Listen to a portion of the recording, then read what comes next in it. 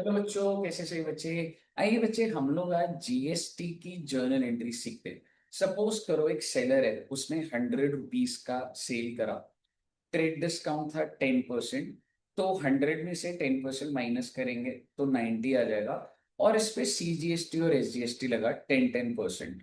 Which means जो 90 rupees हमारा आया था, उस पे 10% सीजीएसटी 9 और 10% एसजीएसटी 9, तो टोटल कितना हो गया? 108 रुपए।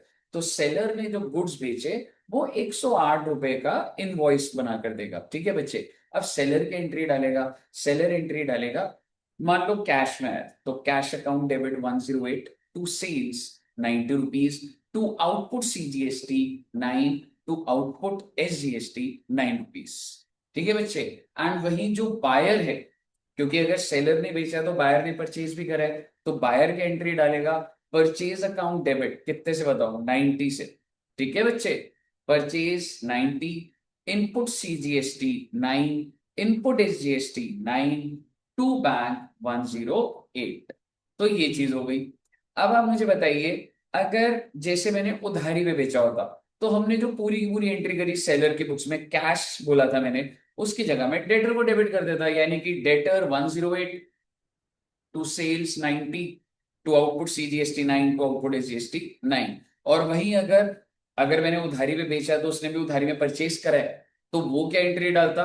Purchase 90, input CGST 9, input SGST 9, to creditor कितने रुपए से? 108 से। तो ये आपकी एक बेसिक जीएसटी की एंट्री होती है। एक छोटी छोटी बातें बताता हूँ। ट्रेड डिस्काउंट का भी रिकॉर्ड नहीं होता है। जैसे मैंने आपको बताया था 100 रुपीज था, 10% ट्रेड डिस्काउंट, तो मैं 90 पे ही मैंने रिकॉर्ड करा है, मैंने ट्रेड डिस्काउंट को नहीं दिखाते। दूसरा, जो कैश डिस्काउंट होता है, कल को अगर वो मुझे अर्ली पेमेंट करेगा तो मेरे को जब पैसे मिलेंगे, तो क्या मैं उसको जीएसटी से एडजस्ट करता हूं? नहीं करता। एक एग्जांपल दे देता हूं, उधारी वाला भी ले लेते हैं।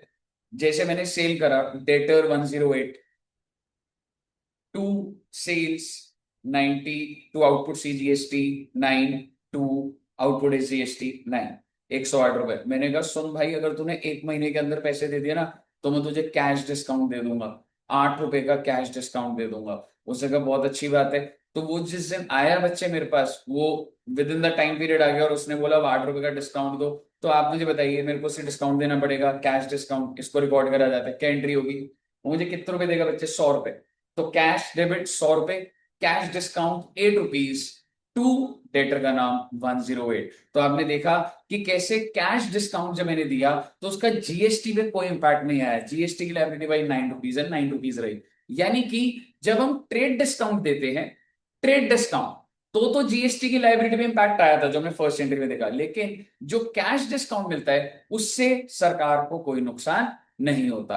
अगर आपको कोई डाउट है जीएसटी से रिलेटेड तो आप कमेंट बॉक्स में लिख सकते हैं, मैं उसको क्लियर कर दूं। Thank you so much.